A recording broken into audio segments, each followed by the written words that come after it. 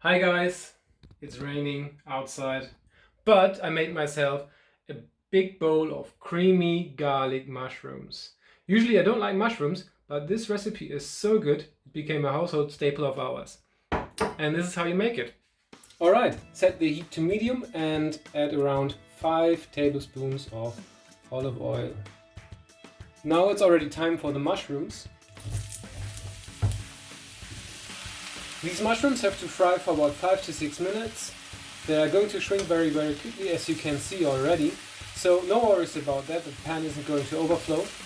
Also, if you don't like slices or if it's too much chopping work for you, you can also quarter them. That makes it a bit easier and it tastes similarly good. Alright, this is looking very good already.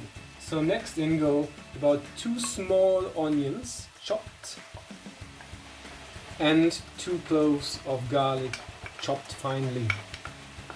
Fry this for another 5 to 6 minutes.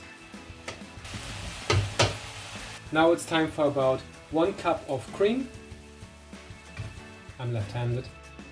Then 2 tablespoons of soy sauce. Optional but awesome, about 2 to 3 tablespoons of Worcestershire sauce. A bit of salt.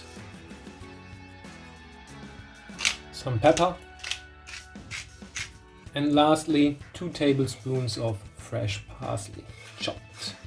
Like you can see, bring this to the boil and then reduce heat to low and let it simmer for about 5 minutes or so. Okay, so it's been 5 minutes, it's time for a taste test. Check if it's salty enough, if it needs a bit more Worcestershire sauce, if you like that stuff, or soy sauce. Otherwise, I'd say it's beautiful. Add some parsley for garnish and it's ready to serve.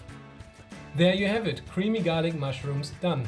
They work very well as a pasta topping, but also just as a quick snack on a piece of toast or something. Alright, see you later. Bye.